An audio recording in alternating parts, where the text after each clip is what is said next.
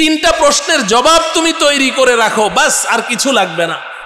এই 3 প্রশ্নের জবাব তৈরি করে প্রস্তুত করে তুমি যদি আল্লাহ পাকের আদালতের কাঠগড়ায় দাঁড়াতে পারো, আল্লাহ রব্বুল আলামিন তোমার জন্য জান্নাতের ফায়সালা করে দিবে। 3টা প্রশ্নের জবাব। 1 নম্বর, কাহা সে আয়া, তুমি কোত্থেকে এসেছো, কে তোমাকে পাঠিয়েছে? 1 নম্বর প্রশ্ন। তুমি তো ছিলে না, কিছুই ছিল না তোমার। হাল আতা আলাল ইনসানি হিনুম মিনাদ দাহরি লাম ইয়াকুন শাইআম মাযকুরা। আল্লাহ পাক বলেন যে কিরে মানুষ, তোমার কি একটা সময় এমন ছিল না যে তুমি কিছুই ছিলে না? লাম ইয়াকুন শাইআম মাযকুরা। একটা ফোঁটা নাপাক পানি থেকে আল্লাহ পাক তোমাকে সৃষ্টি করেছেন। তো তুমি প্রথম প্রশ্নের জবাব তৈরি করো, তুমি কোত্থেকে এসেছো, কে তোমাকে পাঠিয়েছে। 2 নম্বর প্রশ্ন হলো কিউ আয়া, এই দুনিয়াতে তোমাকে কেন পাঠানো হয়েছে, কি জন্য এসেছো দুনিয়াতে? এমনি আল্লাহ পাক কোরআনে কারীমে বলেন আলিফ লাম মিম আহাসিবান নাসু আন ইউতরাকু আন ইয়াকুলু আমান্না ওয়া হুম লা ইফতানুন। আল্লাহ রাব্বুল আলামিন বলেন এমনি তোমাদেরকে তৈরি করেছি, কোনো উদ্দেশ্য ছাড়াই না। এখানে আসার একটা লক্ষ্য উদ্দেশ্য আছে, ওটা নিয়ে তুমি চিন্তা করো। আর 3 নম্বর প্রশ্ন হলো নতিজা ক্যা হ্যায়, তোমার ফলাফল কি, রেজাল্ট কি, তুমি কোথায় যাবে। কারো পরিচয় হয়তো বা ছোট, কারোটা অনেক বড়। যদি আমি কোনো সংগঠনের নেতা হই, তাহলে সেই পরিচয়ের দাম আমার কাছে অনেক বেশি। যদি আমি কোনো এলাকার জনপ্রতিনিধি হই, তাহলে আমার কাছে এই পরিচয়ের দাম অনেক বেশি। আর যদি আমি জাতীয় সংসদ সদস্য হই, তাহলে এর দামটা তো আরো অনেক বেশি। কোনো মন্ত্রী হই, আরো দাম বেশি। এই জাতীয় বিভিন্ন পরিচয় নিয়ে আমরা এই পৃথিবীতে চলাফেরা করি। কিছু পরিচয় তো আমাদের এমন আছে যে এই পরিচয়গুলো প্রয়োজনে অপ্রয়োজনে অন্যের সামনে তুলে ধরতে খুব মজা লাগে। অনেক সময় কারো সাথে কথা বলি, হয়তো তাকে আমি চিনি না, 5 মিনিট 10 মিনিট সে চেষ্টা করে তার অবস্থানটা আমাকে বুঝাতে যে অনেক বড় ব্যক্তি, কিন্তু আমি বুঝলাম না। তো যাওয়ার সময় পকেট থেকে একটা ভিজিটিং কার্ড বের করে বলে যে এটা রাখেন, উদ্দেশ্য হলো এটার মধ্যে দেখেন আমি কে। তো কিছু পরিচয় আমাদের এমন আছে যে এই পরিচয়গুলো আমরা অন্যের কাছে পেশ করতে গর্ববোধ করি যে আমি অমুক তমুক। আমার প্রিয় ভাইয়েরা, বিশেষ করে এই গাবতলীর আমার যুবক ভাইয়েরা, এই পৃথিবীতে এই জাতীয় যত পরিচয় আমাদের আছে, যত দামি পরিচয় আপনি বলেন, যত দামি পরিচয় এই দুনিয়ার দৃষ্টিকোণ থেকে, দেশের প্রধানমন্ত্রী কিংবা বর্তমান দুনিয়ার সুপার পাওয়ার দাবিদার আমেরিকার মন্ত্রী হয়ে যান আপনি, কিংবা জাতিসংঘের মন্ত্রী হয়ে যান, এই সমস্ত পরিচয়গুলোকে একসাথে যদি একটি পাল্লায় রাখা হয়, আর আমি একজন ইমানদার মুসলমান, এই পরিচয়টা যদি একটা পাল্লায় রাখা হয়, কসম বা খোদা ওই ইমানদার মুসলমানের ইমানের পরিচয়টা অনেক অনেক বেশি ভারী হয়ে যাবে।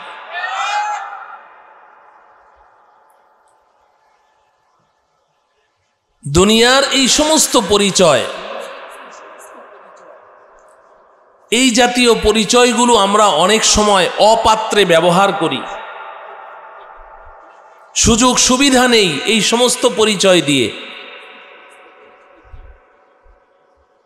ধরুন একজন মার্ডার কেসের আসামি, অনেকগুলো অপরাধ করেছে, 20, 25, 30টা মামলা আছে। মামলা মানে আবার আমাদের দেশের আদালতের মামলা না,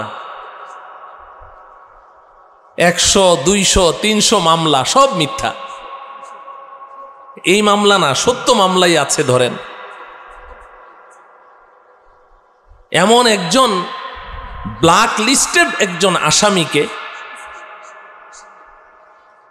কয়েক গাড়ি পুলিশ এসে তার বাড়ি ঘেরাও করে অনেক খোঁজাখুঁজি করে তাকে অ্যারেস্ট করে ফেলল।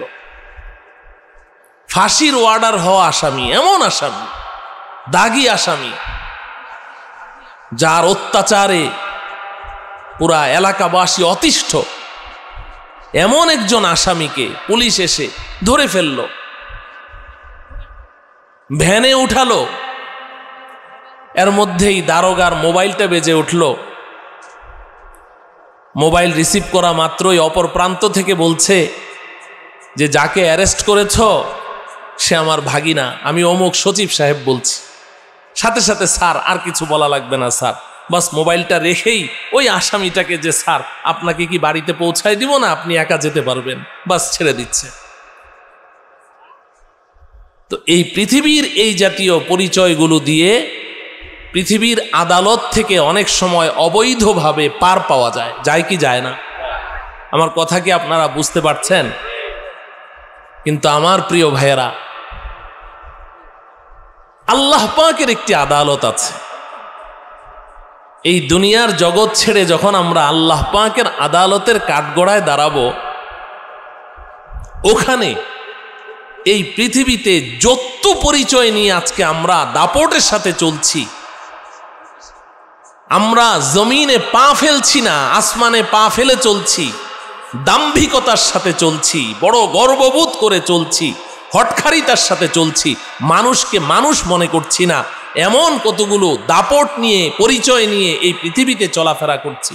আল্লাহ পাকের আদালতের কাঠগড়ায় এই জাতীয় একটা পরিচয়ও কোনো কাজে লাগবে না। একমাত্র পরিচয় তুমি ঈমানের সার্টিফিকেট নিয়ে এসেছো কিনা। যদি ঈমানের পরিচয় নিয়ে যেতে পারো তবেই তুমি ছাড় পাবে, এছাড়া আর কোনো পরিচয়ই কাজে লাগবে না। মামু ভাগিনার পরিচয় সেখানে কাজে লাগবে না। আল্লাহ রব্বুল আলামিন সূরাতুত তাহরিমের 10 নং আয়াতে আমাদের চোখে আঙ্গুলি দিয়ে এই কথাটা বুঝিয়ে দিয়েছেন, বড় চমৎকার একটি দৃষ্টান্ত দিয়ে বুঝিয়ে দিয়েছেন।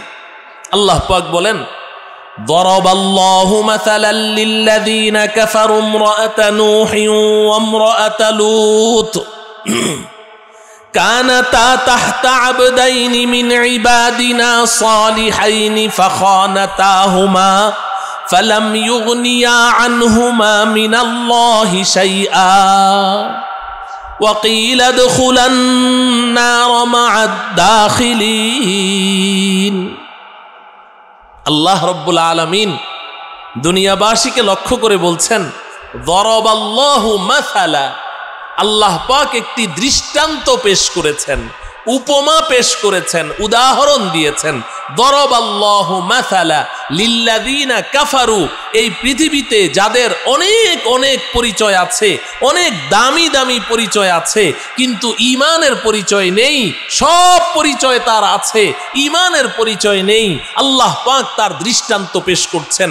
দরাবাল্লাহু মাসালাল লিল্লাযীনা কাফারু, কাফেরদের জন্যে, যারা আল্লাহকে অস্বীকার করছে, তাদের কথায়, কাজে, কর্মে যে কোনো ভাবে তারা আল্লাহ পাকের বিধানকে লঙ্ঘন করে চলছে, আল্লাহকে ডিনাই করে চলছে, বৃদ্ধাঙ্গুলি দেখিয়ে চলছে, তাদের দৃষ্টান্ত আল্লাহ পাক পেশ করছেন 2 জন মহিলাকে দিয়ে।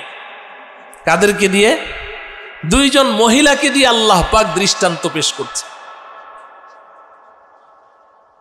আল্লাহ পাক বলেন, ইমরাআতা নূহ ওয়া ইমরাআতা লূত।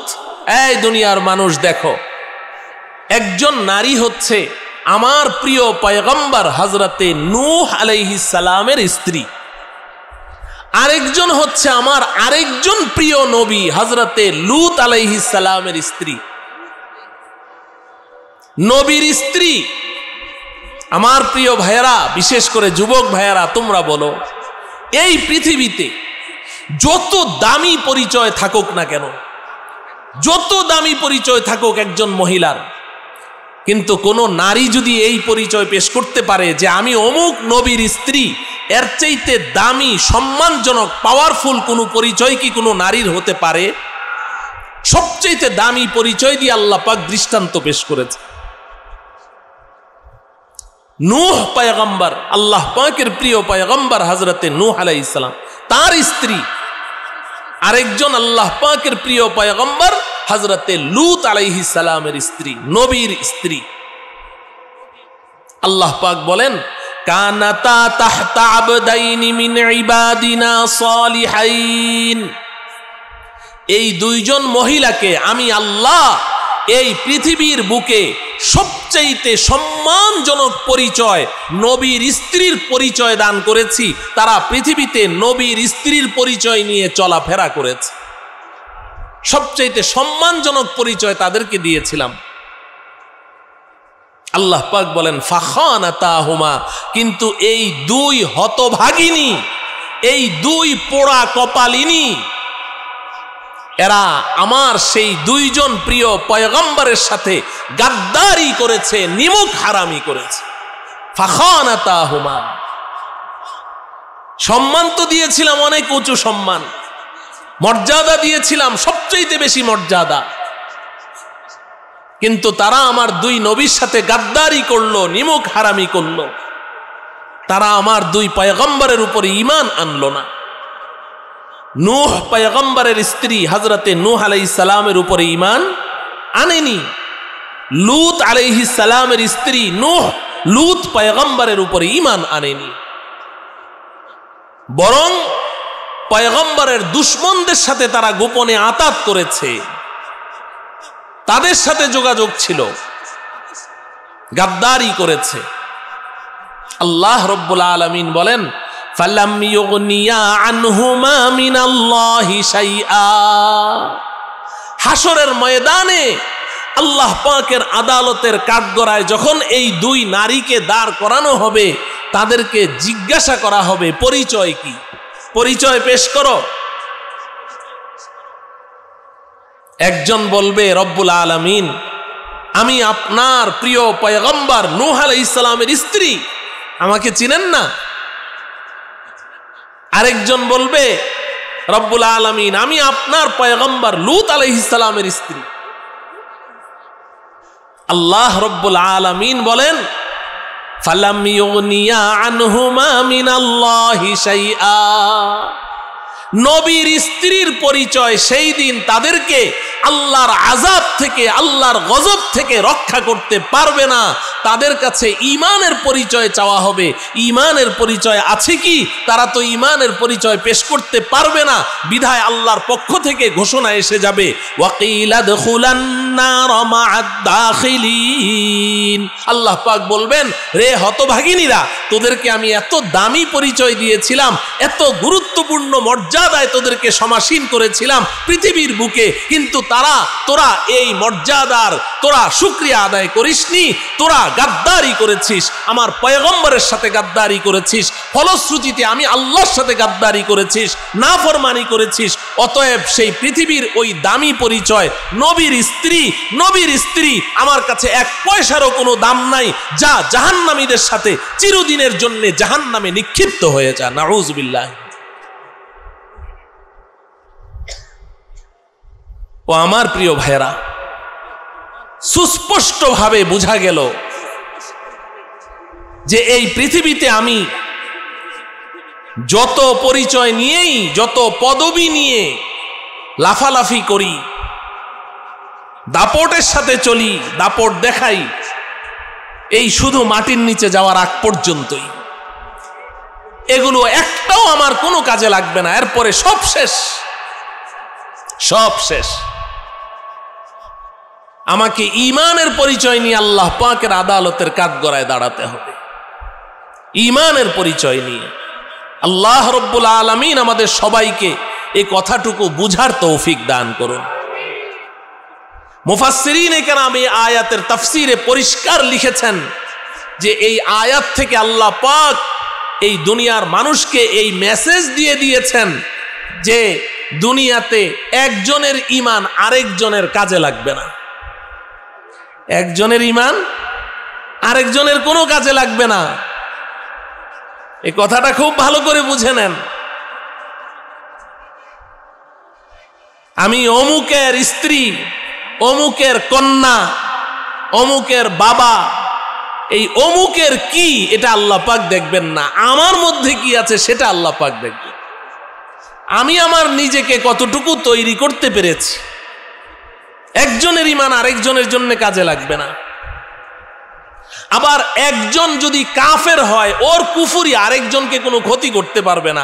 এই 11 নম্বর আয়াতে আল্লাহ পাক আবার সেই দৃষ্টান্তও দিয়েছেন যে নবীর স্ত্রী হয়ে নিজে ঈমানের মালিক না হওয়ার কারণে চিরদিন জাহান্নামে জ্বলবে।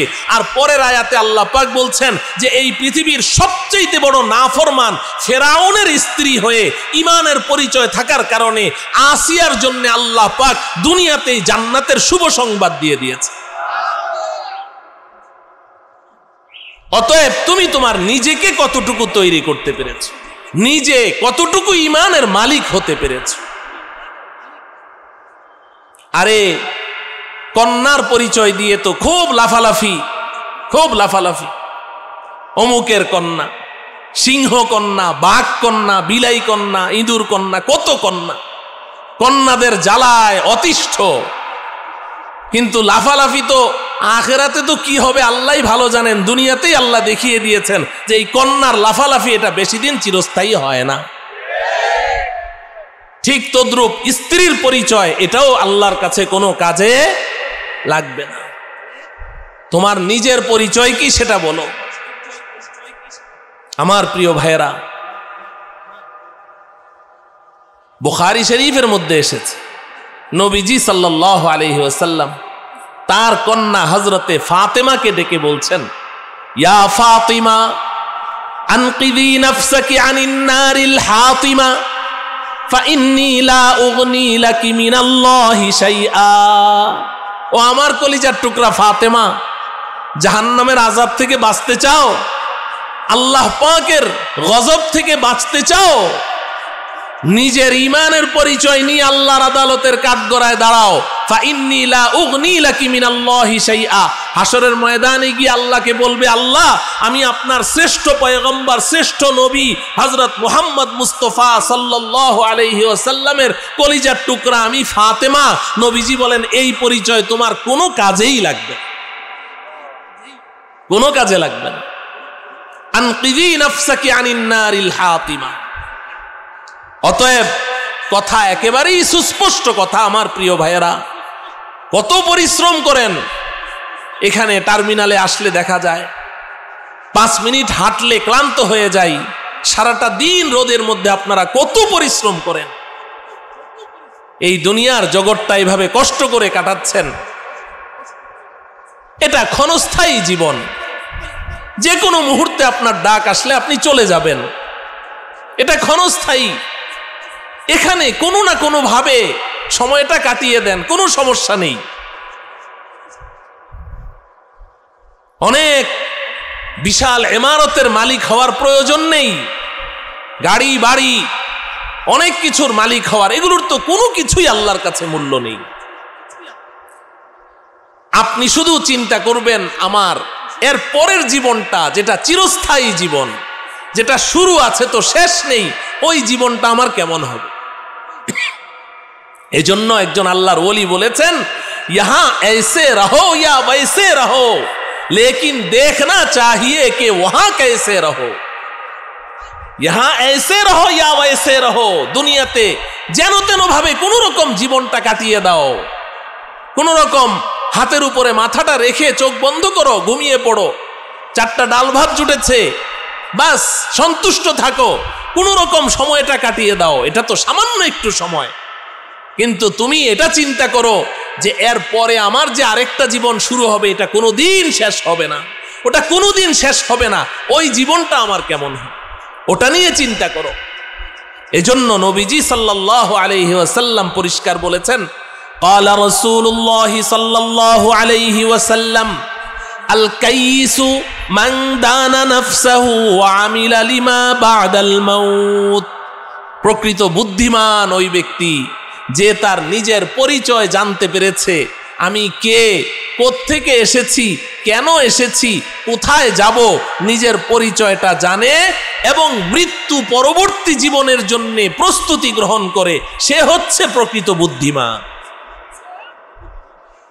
সে হচ্ছে প্রকৃত বুদ্ধিমান। হাকিমুল উম্মত মুজাদ্দিদুল মিল্লাত হযরত মাওলানা শাহ আশরাফ আলী থানভী রহমতুল্লাহি আলাইহি তিনি বলেছেন যে তুমি তোমার জীবনে 3টা প্রশ্নের জবাব তৈরি করে রাখো। 3টা প্রশ্নের জবাব তুমি তৈরি করে রাখো, বাস আর কিছু লাগবে না। এই 3 প্রশ্নের জবাব তৈরি করে প্রস্তুত করে তুমি যদি আল্লাহ পাকের আদালতের কাঠগড়ায় দাঁড়াতে পারো, আল্লাহ রব্বুল আলামিন তোমার জন্য জান্নাতের ফয়সালা করে দিবে। 3টা প্রশ্নের জবাব। 1 নাম্বার, কাহা সে আয়া, তুমি কোত্থেকে এসেছো, কে তোমাকে পাঠিয়েছে? 1 নাম্বার প্রশ্ন। তুমি তো ছিলে না, তুমি তো ছিলে না, কিছুই ছিল না তোমার। হাল আতা আলাল ইনসানি হিনুম মিনাদ দাহরি লাম ইয়াকুন শাইআম মাযকুরা। আল্লাহ পাক বলেন যে কিরে মানুষ, তোমার কি একটা সময় এমন ছিল না যে তুমি কিছুই ছিলে না, কিছুই ছিলে না। লাম ইয়াকুন শাইআম মাযকুরা, একটা ফোঁটা নাপাক পানি থেকে আল্লাহ পাক তোমাকে সৃষ্টি করেছেন। তো তুমি প্রথম প্রশ্নের জবাব তৈরি করো, তুমি কোত্থেকে এসেছো, কে তোমাকে পাঠিয়েছে। 2 নাম্বার প্রশ্ন হলো কিউ আয়া, এই দুনিয়াতে তোমাকে কেন পাঠানো হয়েছে, কি জন্য এসেছো দুনিয়াতে? এমনি এমনি? আল্লাহ পাক কোরআনে কারীমে বলেন আলিফ লাম মিম আহাসিবান নাসু আন ইউতরাকু আন ইয়াকুলু আমান্না ওয়া হুম লা ইফতানুন। আল্লাহ রাব্বুল আলামিন বলেন এমনি এমনি তোমাদেরকে তৈরি করেছি, কোনো উদ্দেশ্য ছাড়াই না। এখানে আসার একটা লক্ষ্য উদ্দেশ্য আছে, ওটা নিয়ে তুমি চিন্তা করো। আর 3 নম্বর প্রশ্ন হলো নতিজা ক্যা হ্যায়, তোমার ফলাফল কি, রেজাল্ট কি, তুমি কোথায় যাবে। এখন প্রশ্ন হলো যে এই দুনিয়ার জগতে যে আল্লাহ পাক আমাকে পাঠালেন, আমি এই দুনিয়াতেও ভালো থাকতে চাই, আবার পরকালেও ভালো থাকতে চাই। বলেন ঠিক কিনা? দুনো জগতেই আমি ভালো থাকতে চাই। নাকি এই জগতে খারাপ থাকতে চাই, ওই জগতে খারাপ থাকতে চাই? না, আমরা সবাই একজন সুস্থ এবং সুষ্ঠু বিবেকের অধিকারী মানুষ মাত্রই সে চায় আমি এই জগতেও ভালো থাকব, ওই জগতেও ভালো থাকব। প্রশ্ন হলো দুনো জগতে কেমনে ভালো থাকা যাবে। আমি এই প্রশ্নের জবাবটা দিয়ে কথা শেষ করে ফেলবো। আমি তো বক্তা না, আমি মাদ্রাসায় পড়াই, একজন মুদাররিস, ক্লাসে ছাত্রদের সামনে যেমনি কথা বলি এখানেও এমনিই বলি। বক্তা আমার পরে আসতেছে, আপনারা যার জন্য অপেক্ষায় আছেন, কুয়াকাটার হুজুর, উনি আপনাদেরকে মন ভরে বয়ান শোনাবেন ইনশাল্লাহ। এরপরে তো আমাদের শায়েখ তো আসতেছেনি। তা আমি এই সর্বশেষ কথা যে আমি উভয় জগতে ভালো থাকতে চাই, সুখে থাকতে চাই, শান্তিতে থাকতে চাই, ইজ্জত ও সম্মান নিয়ে বাঁচতে চাই। ঠিক কিনা বলেন? কিভাবে, কি করে সম্ভব? তো আল্লাহ রব্বুল আলামিন কোরআনে কারীমের একটি মাত্র আয়াতে একেবারে অতি সংক্ষেপে আমাদেরকে বলে দিয়েছেন, তুমি সুখ চাও, শান্তি চাও, এই জগতেও চাও, ওই জগতেও চাও, আসো আমি আল্লাহ বলে দিচ্ছি। বলেন সুখ শান্তির মালিক কে? ইজ্জত সম্মানের মালিক কে? রিজিকের মালিক কে? টাকা পয়সা ধন দৌলত সবকিছুর মালিক কে? সুস্থতা অসুস্থতার মালিক কে? তো সবকিছুর মালিক যখন তিনি, অতএব তিনি আমাদেরকে বলে দিচ্ছেন কেমনে সুখে থাকতে পারব। মানবো তো সবাই ইনশাআল্লাহ। আল্লাহ রব্বুল আলামিন আমাদের সকলকে মানার তৌফিক দান করেন। আল্লাহ রব্বুল আলামিন বলেন মান আমিলা সালিহাম মিন যাকারিন আও উনসা ওয়া হুয়া মুমিন ফালানুহয়িয়ান্নাহু হায়াতান তাইয়্যিবাহ ওয়ালানাজজিয়ান্নাহুম আজরাহুম বিআহসানি মা কানু ইয়ামালুন। আল্লাহ রব্বুল আলামিন বলেন, এই দুনিয়ার মানুষ, এই যুবক, এই ধনী, এই গরিব, এই সাদা, এই কালো, এই নারী, এই পুরুষ, শুনো, সবাই শুনো, সবাই শুনো। আল্লাহ বলছেন মিন যাকারিন আও উনসা, নারী পুরুষ সবাই শুনো, সবাই শুনো। তুমি দুনিয়াতে শান্তি চাও, আখিরাতে শান্তি চাও, তুমি মাত্র 2টা কাজ করবে। কয়টা কাজ?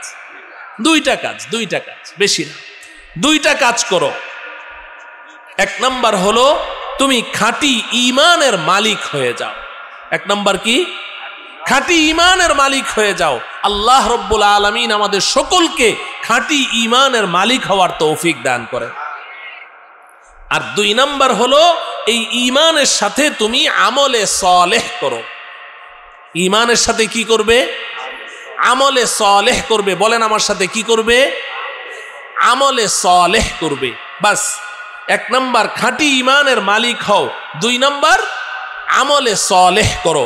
এই 2টা কাজ হলো তোমার। খাঁটি ঈমানের মালিক হও। এখন খাঁটি ঈমানের মালিক কেমনে হব? ঈমান কি? তো বুখারী শরীফের মধ্যে এসেছে নবীজি সাল্লাল্লাহু আলাইহি ওয়াসাল্লামের একেবারেই শেষ জীবনের ঘটনা। নবীজির নবুয়তি জিন্দেগি শেষ, নবীজির এই দুনিয়া থেকে বিদায় গ্রহণ করার কিছুদিন আগের ঘটনা। হযরতে ওমর ইবনুল খাত্তাব রাদিয়াল্লাহু তাআলা আনহু থেকে হাদিসটি বর্ণিত। হযরতে ওমর ফারুক রাদিয়াল্লাহু তাআলা আনহু বলেন, বাইনা নাহনু ইনদা রাসূলিল্লাহি সাল্লাল্লাহু আলাইহি ওয়াসাল্লাম ইজ তালা আলাইনা রাজুলুন শাদীদু বায়াদিস সিয়াবি শাদীদু সাওয়াদিশ শা'রি লা ইউরা আলাইহি আথারুস সাফারি ওয়ালা ইয়ারিফুহু মিন্না আহাদুন হাত্তা দানা ইলান নবী সাল্লাল্লাহু আলাইহি ওয়াসাল্লাম فأسند ركبتيه إلى ركبتيه ووضع كفيه على فخذيه।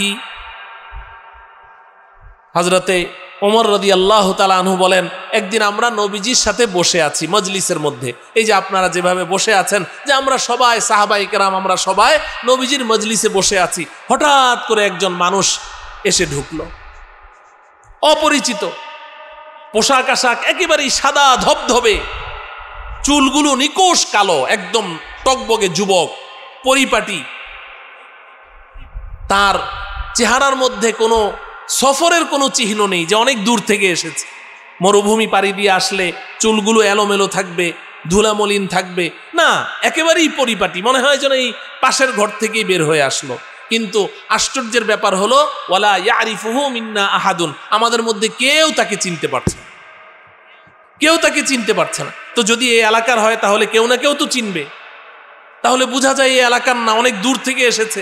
কিন্তু দূর থেকে আসার কোনো চিহ্নও তার শরীরের মধ্যে নাই, খুব পরিপাটি।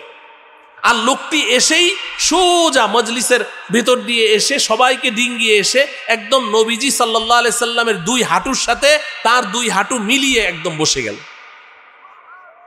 ওয়াদাআ কাফাইহি আলা ফাখিযাইহি, এবং তার 2 হাত নবীজির 2 রানের উপরে রেখে বসল।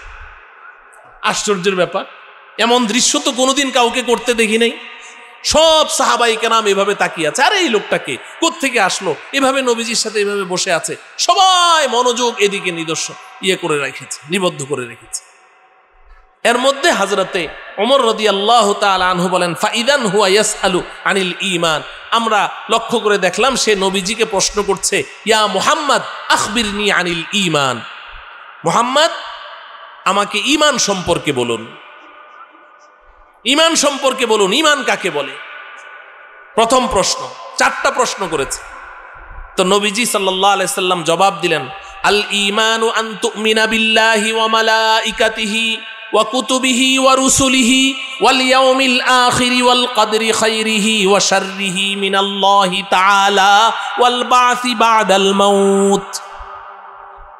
নবীজি বললেন, ঈমান হচ্ছে যে তুমি মনে প্রাণে 7টা বিষয়কে বিশ্বাস করবে। 1 নাম্বার আন তুমিনা বিল্লাহ, আল্লাহকে বিশ্বাস করবে, ওয়া মালাইকাতিহি, আল্লাহ পাকের সমস্ত ফেরেশতাদেরকে বিশ্বাস করবে, ওয়া কুতুবিহি, আল্লাহ পাকের পক্ষ থেকে অবতীর্ণ সমস্ত কিতাবকে বিশ্বাস করবে, ওয়া রুসুলিহি, আল্লাহ পাকের পক্ষ থেকে প্রেরিত সমস্ত নবী রাসূল পয়গম্বরগণকে বিশ্বাস করবে, ওয়াল ইয়াউমিল আখিরি, পরকাল দিবসকে বিশ্বাস করবে, ওয়াল কদরি খাইরিহি ওয়া শাররিহি মিনাল্লাহি তাআলা, এবং তোমার ভাগ্যলিপিকে বিশ্বাস করবে। তুমি ভালো কিছু পাও, কাঙ্ক্ষিত অনাকাঙ্ক্ষিত যে কোনো জিনিস তোমার জীবনে আসে, তোমার এটা বিশ্বাস রাখতে হবে যে এটা আল্লাহর পক্ষ থেকে আমার জন্য পূর্ব নির্ধারিত ছিল।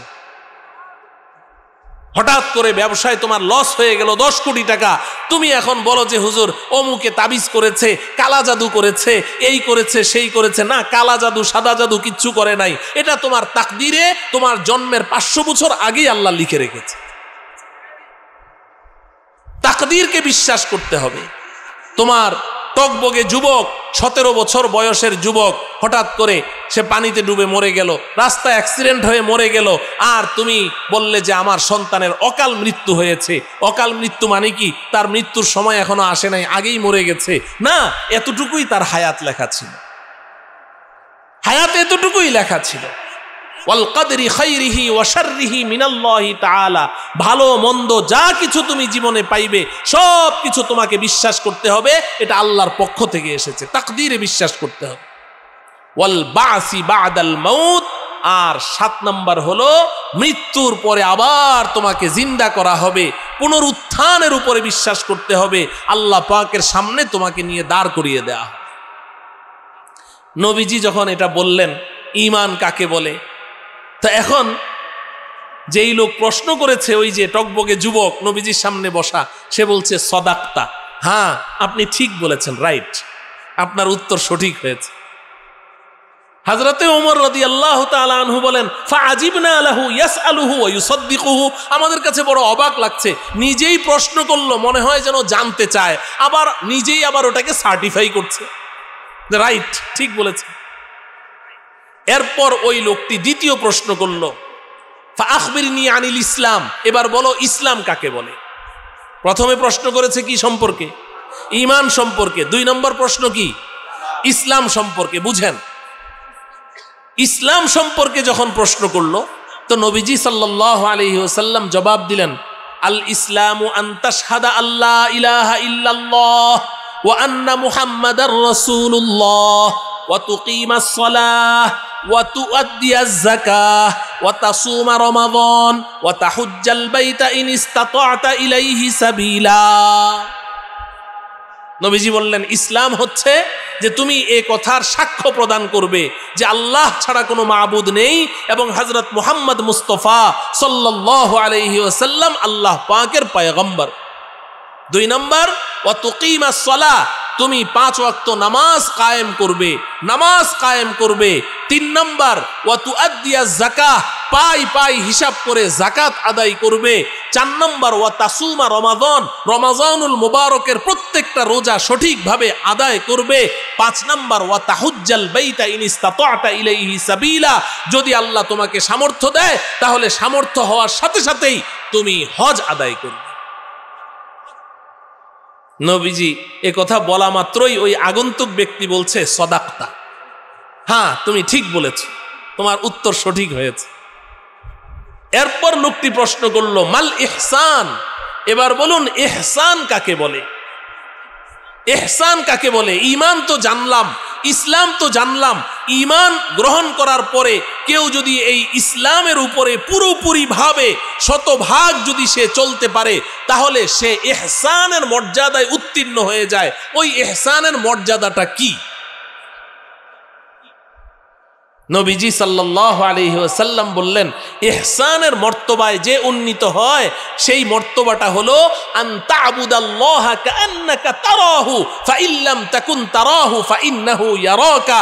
তুমি যদি ইহসানের মর্যাদায় উন্নীত হতে চাও, অর্থাৎ একজন ইমানদার মুসলমান আল্লাহ পাকের নৈকট্য লাভ করতে করতে করতে করতে একেবারেই আল্লাহ পাকের নিকটে চলে যায়, তো এটাকে ইহসান বলা হয়। তুমি সেই মর্তবায় উন্নীত হতে চাও, তাহলে শুনো, ওই মর্তবায় উন্নীত হতে গেলে তুমি এমন ভাবে ইবাদত করবে, ইবাদত যখন শুরু করবে তখন তোমার অবস্থা এমন হবে মনে হয় যেন তুমি তোমার রবকে দেখে দেখে ইবাদত করছো। আন তা'বুদাল্লাহা কাআন্নাকা তারাহু, নামাজ শুরু করেছো, শুরু থেকে শেষ পর্যন্ত পুরাটা অবস্থা তোমার এমন হবে যে তুমি যেন তোমার রবকে দেখতে পাচ্ছ, দেখে দেখে নামাজ পড়ছো। কিন্তু এই পৃথিবীর বুকে আল্লাহকে দেখা কি সম্ভব? দেখা সম্ভব নয়। এজন্য নবীজি সাথে সাথে বললেন ফাইল্লাম তাকুন তারাহু ফাইন্নাহু ইয়ারাকা, যদিও তুমি তাকে দেখতে পাচ্ছ না তবে অন্তত পক্ষে তোমার মধ্যে এই অবস্থার সৃষ্টি হয়ে যেতে হবে, পুরাটা ইবাদত চলাকালীন তোমার মধ্যে এই অবস্থা বিরাজমান থাকবে যে তিনি আমার দিকে তাকিয়েই আছেন। এটা হলো ইহসান। এরপর 4 নম্বর প্রশ্ন করেছে মাতাস সাআ, কিয়ামত কবে হবে? তো নবীজি সাল্লাল্লাহু আলাইহি সাল্লাম বললেন মাল মাসউলু আনহা বিআলামা মিনাস সাইল, এই আগন্তুক ব্যক্তি, কিয়ামত সম্পর্কে তুমি আমাকে প্রশ্ন করছো, প্রশ্নকারীর তুলনায় যাকে প্রশ্ন করেছো সে অতিরিক্ত কিছুই বলতে পারে না। তুমি যা জানো আমিও তাই জানি, তোমার চেয়ে আমি বেশি কিছু জানি না, তবে কিয়ামতের কিছু নিদর্শন আমি তোমাকে বলে দিতে পারি। নবীজি তাকে কিছু নিদর্শন বললেন, হাদিস অনেক লম্বা। এরপরে লোকটি চলে গেল, লোকটি উঠে চলে গেল। দরজা দিয়ে বের হওয়া মাত্রই নবীজি বললেন রুদ্দুহু রুদ্দুহু, লোকটিকে ডাকো, লোকটিকে ডাকো। এটা বলা মাত্রই কয়েকজন সাহাবী উঠে দৌড় দিলেন। বাইরে গিয়ে ফালাম ইয়ারাউ শাইআন, গিয়ে দেখেন কেউ নাই, কিচ্ছু নাই। আরে গেল কোথায়? এই মাত্র লোকটি বের হলো, গেল কোথায়? ফালাম ইয়ারাউ শাইআন। নবীজি সাল্লাল্লাহু আলাইহি ওয়াসাল্লাম তখন বললেন যে তোমরা দেখবে কি? হাদা জিবরাইলু আতাকুম ইউআল্লিমুকুম দীনাকুম, আরে এটা তো কোনো মানুষ না, উনি তো ছিলেন জিবরাইল আলাইহিস সালাম, এসেছেন তোমাদেরকে দ্বীন শিক্ষা দেওয়ার, তোমাদেরকে দ্বীন শিক্ষা দেওয়ার জন্য এসেছেন। আমার প্রিয় ভাইয়েরা, বিশেষ করে আমার যুবক ভাইয়েরা, তাহলে তোমার পরিচয় কি? তোমার পরিচয় কি? যে আমি মালিক সমিতির অমুক, এই পরিচয়, এই পরিচয় নিয়ে তুমি বাঁচতে চাও না। তোমার পরিচয় হলো আমি একজন ইমানদার মুসলমান। বলেন আমাদের পরিচয় কি? আমরা ইমানদার মুসলমান। এই পরিচয় নিয়ে আল্লাহর আদালতের কাঠগড়ায় দাঁড়াতে হবে। ইমানদার মুসলমান, দুইটা শব্দ আমি বললাম, ইমানদার মুসলমান। তো ইমানদার, হযরতে জিবরাইল আলাইহিস সালাম প্রথম প্রশ্ন করেছেন মাল ঈমান, ঈমান কাকে বলে? ঈমান হচ্ছে কতগুলো বিশুদ্ধ আকীদা এবং বিশ্বাসের নাম। কতগুলো বিশুদ্ধ আকীদা বিশ্বাস আপনার অন্তরে লালন করতে হবে, তবে আপনি ঈমানদার হবেন। এখন এই বিশ্বাসগুলোর মধ্যে যদি কোনো উল্টাপাল্টা বিশ্বাস আপনি লালন করেন, আপনার কিন্তু ঈমানই নাই, শেষ। আর ঈমান নাই মানে কিছুই নাই। ঈমান হারা সর্বহারা। ঈমান হারা কি? বলেন ঈমান হারা কি? সর্বহারা। ঈমান নাই। ঈমানকে বিশুদ্ধ রাখতে হলে ওই আকীদা বিশ্বাসগুলো বিশুদ্ধ রাখতে হবে। আপনি ফেরেশতাদেরকে আপনি মানেন, ওই যে আমানতু বিল্লাহি ওয়া মালাইকাতিহি, আমি আল্লাহকে মানি, বিশ্বাস করি, আমি ফেরেশতাদেরকে বিশ্বাস করি। কিন্তু ফেরেশতাদেরকে বিশ্বাস করবেন কেমনে? বিশ্বাস করবেন ইহুদিদের মতো। ইহুদিরা বলে আল মালাইকাতু বানাতুল্লাহ, ফেরেশতারা আল্লাহর কন্যা সন্তান। নাউজুবিল্লাহ বলেন। এই বিশ্বাস করলে ঈমান থাকবে? তো ফেরেশতা তো বিশ্বাস করলেন ঠিকই, কিন্তু আপনি বলেন যে ফেরেশতারা আল্লাহর কন্যা, এই বিশ্বাস করলে ঈমান থাকবে না। আপনি নবী রসুলদেরকে বিশ্বাস করেন, কিন্তু আমাদের নবীজি তিনি সর্বশ্রেষ্ঠ নবী এবং সর্বশেষ নবী। বলেন সর্বশ্রেষ্ঠ নবী এবং, এখন কেউ নবী তো বিশ্বাস করি, আমাদের নবী সর্বশ্রেষ্ঠ নবী এটাও বিশ্বাস করি, কিন্তু উনি যে সর্বশেষ নবী এটা আমি বিশ্বাস করি না। ঈমান থাকবে না, ঈমান থাকবে না। আবার আমি নবী রসুলদেরকে বিশ্বাস করি ঠিক, কিন্তু এই গোটা পৃথিবীর সমস্ত উম্মতে মুসলিমার ঐক্যমতে সাব্যস্ত একটা আকীদা হলো সমস্ত নবী রসুলগণ নিষ্পাপ, তাদের কোনো গুনাহ নাই। কবলান নবুয়া বাদান নবুয়া, নবুয়ত প্রাপ্তির পূর্বেও না, নবুয়ত প্রাপ্তির পরেও না, তারা জীবনে কখনো কোনো গুনাহ করেন নাই। নবীরা নিষ্পাপ, মাসুম। এখন আমি বলি আমি নবী তো মানি, শ্রেষ্ঠ নবী এটাও মানি, সর্বশেষ নবী এটাও মানি, কিন্তু নবী যে নিষ্পাপ এটা মানি না। ঈমান থাকবে? এই তাহলে ঈমান হচ্ছে কতগুলো আকীদা বিশ্বাসের নাম। এখন আপনি যদি সারাটা জীবন শুধু আপনার কর্মস্থলেই পড়ে রইলেন, আপনি কোনোদিন জানতেও চাইলেন না যে কি কি বিশ্বাসগুলো আমার অন্তরে রাখতে হবে, এটা জানার জন্য কাদের কাছে যেতে হবে? ওলামায়ে কেরামের কাছে যেতে হবে, ওলামায়ে কেরামের কাছে যেতে হবে। কোনো উজর চলবে না রে ভাই, কোনো উজর চলবে না আল্লাহর কাছে যে আল্লাহ এত খাটাখাটি করেছি, সকাল থেকে সন্ধ্যা পর্যন্ত গাধার মতো খেটেছি, রোদের মধ্যে কত কষ্ট করেছি, জীবনযাপন করেছি, এই সমস্ত উজর চলবে না। আরে এখন তো আপনি 10 কদম সামনে গেলেই আপনার হাতের কাছেই ওলামায়ে কেরাম আছে। একটা সময় তো ছিল একটা মাসআলা জানার জন্যে, একটা হাদিস জানার জন্যে 1 মাসের পথ অতিক্রম করে তারা চলে গেছে। ورحل جابر بن عبد الله مسيرة شهر إلى عبد الله بن أنيس لحديث واحد। ইমাম বুখারী রাহমাতুল্লাহ আলাইহি বলেন যে মদিনা থেকে 1000 মাইল দূরে 1 মাসের পথ সফর করে জাবির ইবনে আব্দুল্লাহ রাদিয়াল্লাহু তাআলা আনহু সেই আব্দুল্লাহ ইবনে উনাইস রাদিয়াল্লাহু তাআলা আনহুর কাছে চলে গেছেন একটা হাদিসের জন্য। আপনার তো এখন সেই ওজন নাই। এজন্য ঈমান হচ্ছে আকীদা, বিশ্বাসকে ঠিক করতে হবে। আর আমি শুধু ঈমানদার নাকি মুসলমানও? মুসলমান। আর মুসলমান হতে গেলে কি করতে হবে? ওই যে নবীজি বলেছে, জিবরাইল জিজ্ঞাসা করলেন মাল ইসলাম, নবীজি বললেন আনতাশহাদা আল্লাহ ইলাহা ইল্লাল্লাহ, মুখে স্বীকার করতে হবে। আবার ওয়া তুকিমাস সালাহ, নামাজ পড়তে হবে। পড়া লাগবে, 5 ওয়াক্ত নামাজ পড়া লাগবে। নামাজ ছাড়া কি মুসলমান হওয়া যাবে? আমরা সবাই নামাজ পড়বো তো ইনশাআল্লাহ। কারা কারা পড়বো হাত উঠাই। হে আল্লাহ, আপনি আমাদের সবাইকে নামাজ কায়েম করার মাধ্যমে খাঁটি মুসলমান হওয়ার তৌফিক দান করেন। হাত নামান। নামাজ পড়তে হবে 5 ওয়াক্ত। নামাজ 1 ওয়াক্ত কাজা করা যাবে না। ওয়া তুকিমাস সালাহ ওয়া তুআদ্দিয়াজ যাকাত, যাকাত ওয়াজিব হয়েছে, পাই পাই হিসাব করে যাকাত দাও। আম্মা জান হযরতে আয়েশা রাদিয়াল্লাহু তাআলা আনহা বলেন যে তোমার উপরে যাকাত ওয়াজিব হয়েছে, তুমি সব হিসাব করে তোমার টাকার যাকাত দিয়েছো, তুমি কয়েক লক্ষ টাকা যাকাত দিয়েছো, কিন্তু সব টাকার যাকাত দাও নাই, সামান্য কিছু টাকার যাকাত দেওয়া বাকি আছে। যেই কয়টা টাকার যাকাত তুমি দাও নাই, ওই টাকাগুলো তোমার সম্পদের সাথে মিশে পুরা সম্পদটাকে হারাম বানিয়ে দিবে। হালাল টাকাকে হারাম বানিয়ে ফেলবে যদি যাকাত না দাও। যাকাত আদায় করতে হবে, রমজানের রোজা রাখতে হবে, হজ ফরজ হওয়া মাত্রই হজ করে ফেলতে হবে। তাহলে আমরা শুধু মুমিন নাকি মুসলমান? তাহলে আমরা ইমানদার মুসলমান। এই ইমানদার মুসলমানের এই পরিচয় নিয়ে আমরা এই দুনিয়াতে বাঁচতে চাই। আল্লাহ বলেন যদি 2 কাজ করো, আল্লাহ পাকের ওয়াদা 1 মিনিটে শুনেন। ওই যে বলেছিলাম যে শান্তি দুনিয়া এবং আখিরাতে, আল্লাহ বলেন আমি আল্লাহ 2টা ওয়াদা করলাম। কয়টা ওয়াদা? তুমি 2 কাজ করো, ইমানদার মুসলমান হয়ে যাও, আমি আল্লাহ তোমার সাথে 2টা ওয়াদা করলাম। 1 নাম্বার ফালা নুহইয়ান্নাহু হায়াতান তাইয়্যিবা, আমি আল্লাহ 1 নাম্বার ওয়াদা করলাম যে এই দুনিয়ার জীবনটা আমি আল্লাহ তোমাকে সুখ শান্তি আর ইজ্জত সম্মান দিয়ে ভরপুর করে দেব। 1 নাম্বার ওয়াদা দুনিয়ার শান্তির ওয়াদা করেছে। ফালা নুহইয়ান্নাহু হায়াতান তাইয়্যিবা, দুনিয়াতে আল্লাহ শান্তি দিবে, সুখ দিবে, ইজ্জত দিবে, সম্মান দিবে। আর তুমি করে দেখো যুবক, তুমি করে দেখো কত সুখ, কত শান্তি। মুহাম্মদ কি গোলামি মে ক্যা হ্যায়, যারা তুম গোলামি মে আকার তো দেখো, মুহাম্মদের গোলামির মধ্যে যে কত শান্তি, একটু গোলামির মধ্যে এসেই দেখো না, এসেই দেখো কত শান্তি। আর 2 নম্বর ওয়াদা ওয়ালা নাজজিয়ান্নাহুম আজরাহুম বিআহসানি মা কানু ইয়ামালুন।